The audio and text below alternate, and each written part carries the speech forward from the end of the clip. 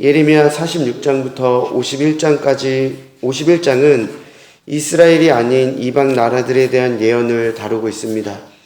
더 자세하게 말한다면 10개의 이방 나라들이 하나님의 심판의 대상이 될 것이라는 것을 지금 밝히고 있는 것입니다. 앞으로 예레미야의 말씀을 묵상하는 성도들은 46장부터 51장까지 하나님은 어떤 분이신가 라는 하나의 큰 주제를 계속해서 생각하게 될 것입니다. 46장 1절의 말씀은 하나님은 어떤 분이신가에 대한 그 서막을 알려줍니다. 46장 1절 말씀입니다. 이방 나라들에 대하여 선지자 예레미야에게 임한 여호와의 말씀이라. 하나님은 이스라엘만 다스리는 분이 아니십니다. 이스라엘뿐만 아니라 이방 나라 곧 열방을 다스리시는 하나님이시고 또 왕이시며 재판장이시기에 하나님을 모르는 나라라 할지라도 모두 하나님의 주권 아래에 있음을 시사하고 있습니다. 하나님은 어떤 분이신가요? 하나님은 세상 모든 나라의 통치자이십니다.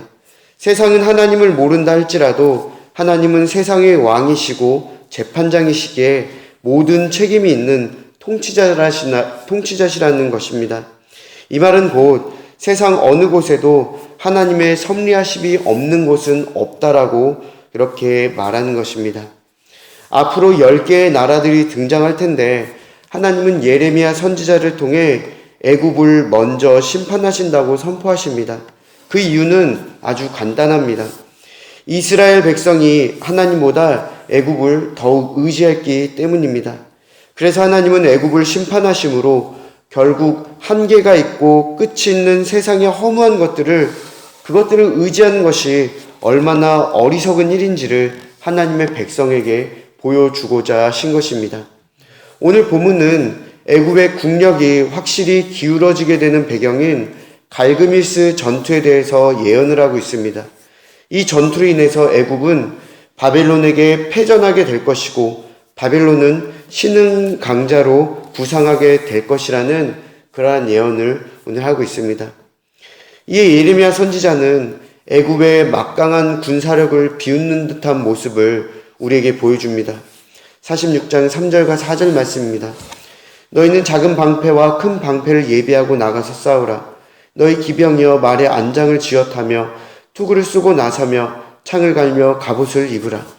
큰 방패는 전신을 보호하고 작은 방패는 상체를 적으로부터 보호하는 데 사용되었습니다. 그리고 기병은 애굽이 자랑하는 주요 군사력으로서 당시 기병은 전쟁의 승패를 좌우할 만큼 매우 중요하게 여겨졌던 공격 수단이었습니다. 애굽은 어떤 적도 대적할 수 있을 만큼 강한 자신감을 가지고 있었고 그러한 강력한 군사력을 가지고 있었습니다. 5절의 말씀입니다. 여호와의 말씀이니라. 내가 본즉 그들이 놀라 물러가며 그들의 용사는 패하여 황급히 도망하며 뒤를 돌아보지 아니함은 어찌미냐. 두려움이 그들의 사방에 있음이로다. 아무리 막강한 군사력을 자랑한다 할지라도 그러한 막강한 군사력의 모습이 마치 빨리 죽고 싶어 안달이 난 사람들과 같이 보였고 죽고 망하기 위해 수고와 노력 그리고 돈을 쓰는 것처럼 보인다라고 지금 예레미야 선지자는 그런 의미로 기록하고 있습니다. 하나님께서 보시기에는 제 아무리 강한 군사력을 가지고 있다 할지라도 하나님이 그들과 싸운다면 대적한다면 그 모든 것이 허무하게 사라져 버릴 것이라고 말씀해주고 계십니다. 7절과 8절에서 말씀하시는 나일강같이 군사가 많이 있어도 그 군사들이 주변의 모든 땅과 백성들을 덮치려 위협하고 있어도 애굽은 절대로 하나님의 대적이 될 수 없습니다. 사실 애굽은 작은 방패와 큰 방패를 준비할 시간에 또한 안장을 지을 시간에 그들의 죄를 회개하고 하나님께서 자신들과 함께 해주셔서 지켜주시라고 기도해야 했습니다. 방금 한 말은 워낙 당연한 말이긴 하지만 애굽에게는 큰 의미가 없는 그러한 말이죠. 왜냐하면 그들은 하나님을 섬기고 하나님을 바라보기보다는 자신들의 군사력과 힘을 믿었기 때문입니다. 본문의 6절부터 9절까지 애굽 사람들은 세상을 집어삼킬 것이라는 큰 포부를 가지고 있었지만 역으로 그들이 하나님께 집어삼켜질 것이라고 예언을 하고 있습니다. 바로 주 만군의 여호와의 날이 선포되어졌기 때문입니다. 애굽은 그들의 위엄을 높이고 그들의 영토를 확장하는 날을 계획하였지만 하나님은 애굽 나라가 크게 낮아지고 약해지는 날로 계획하셨습니다. 게다가 그날은 요시야 왕의 죽음에 대하여 원수를 갚는 날이기도 합니다. 그날은 애굽의 무수한 죄인들을 제물로 삼아서 하나님의 공의를 기리며 제사한 날이 될 것입니다. 사람들은 불의한 일을 밀어붙임으로써 스스로를 높이고자 하겠지만 하나님이 그들을 좌절시키고 멸절시키셔서 스스로 영화롭게 하실 것입니다. 결국 그들은 수치스럽게 도망할 것이고 다시 일어나지 못하게 될 것입니다. 사랑하는 여러분, 하나님이 어떤 분이신지 아시겠죠? 하나님은 이 세상의 최고 권위자로서 이 세상을 그 품에 품고 계십니다. 세상이 제 아무리 뛰어나다 할지라도 하나님 안에 있기에 뛰어나지 못하고 세상이 자기가 원하는 일을 한다 하여도 하나님의 간섭과 허락 없이는 되는 일이 전혀 없습니다. 여러분이 살아가는 세상은 하나님과 별개의 세상이라고 생각하십니까? 우리는 세상과 교회, 세상과 우리가 구분되어져야 할 때 분명하게 구분되어져야 합니다. 하지만 세상과 우리를 구분짓는다 하여도 무한하시고 광대하신 하나님께서 세상의 영역을 통치하지 못하신다라고 생각하면 그것은 오산입니다. 예를 들어 술 먹고 또 마약을 하는 광란의 파티에 여러분이 계셔야 할까요? 우리는 그 자리에 있어서는 안 됩니다. 우리는 그런 자리를 구분하고 선을 그어야 합니다. 그러면 하나님도 그 추악하고 그 더러운 자리에 계시지 않습니까? 아니죠. 하나님은 그 자리에 계십니다. 그 자리까지도 하나님의 통치권 아래에 있는 것입니다. 사랑하는 여러분, 분명히 기억하십시오. 하나님은 세상에 어디에도 계시고 세상의 모든 일을 간섭하시는 통치자시오 또한 주권자이십니다.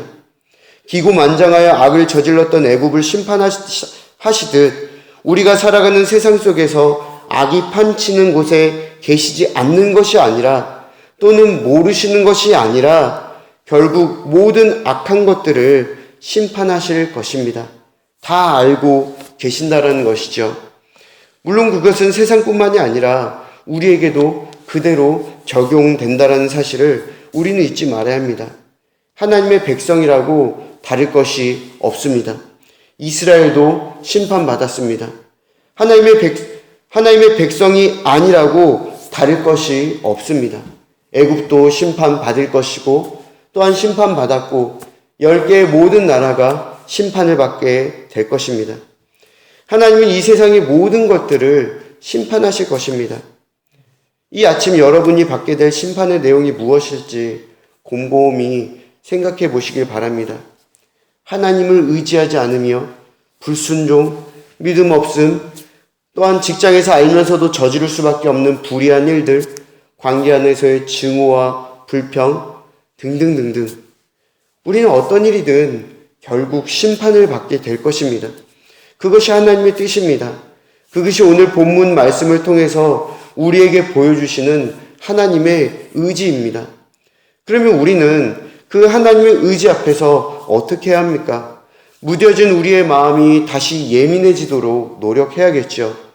죄악에 물든 우리의 영혼이 거룩하고 깨끗해지도록 노력해야 하겠죠.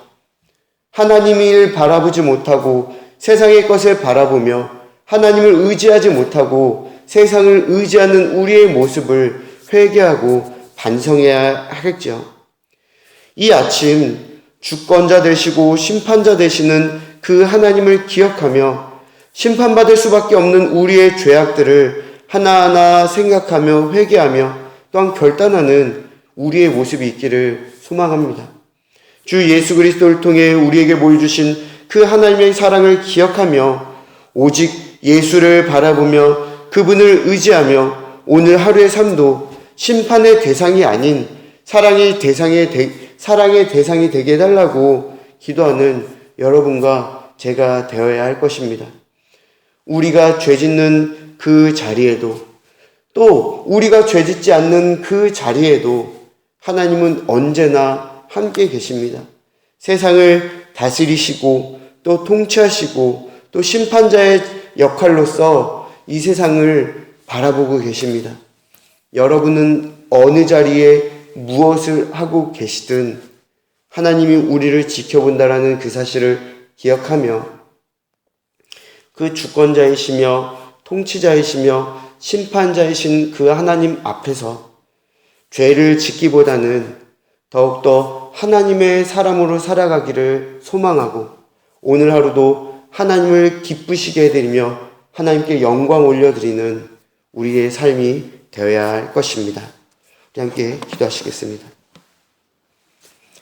은혜와 사랑이 많으신 하나님, 우리의 하루의 삶도 하나님을 기쁘시게 해드리며 하나님께 영광 올려드리는 거룩한 하나님의 백성의 삶으로 살아가기를 간절히 바라고 소망합니다. 하나님, 우리가 우리의 삶 가운데 분명히 죄를 지을 것이고 또 그 죄 짓는 자리에 하나님은 함께 하실 것입니다. 또 우리가 생각하지 못한 수많은 너무나도 악한 죄의 자리에도 하나님은 그 자리에도 함께 하실 것입니다. 하나님은 반드시 세상의 모든 것들을 심판하실 것입니다. 우리가 그 하나님을 기억하며 오늘도 두려운 마음과 또 하나님을 사랑하는 그 마음을 품고 하나님의 자녀로서 온전히 살아가기를 바라고 소망합니다. 아버지 하나님, 정말 우리가 우리를 구원하시고 우리를 사랑하시는 그 하나님의 은혜와 사랑을 기억하며 우리의 모든 죄악들을 하나님 앞에 내려놓기를 원합니다. 또한 그 죄의 길들을 피해가기 간절히 바라고 소망합니다. 아버지 하나님, 주님의 자녀로 하나님의 기쁨이 되는 저희들 될 수 있도록 인도해 주시옵소서. 아버지 하나님의 그 심판을 피해가며 하나님의 증오와 또 그 진노를 피해갈 수 있는 저희들 될 수 있도록 인도하여 주시옵소서. 오늘 하루의 삶도 하나님이 기뻐하시는 그러한 우리의 모습이 되기를 간절히 바라오며 이 모든 것 은혜와 사랑이 많으신 살아계신 예수 그리스도의 이름으로 감사하며 기도드리옵나이다. 아멘.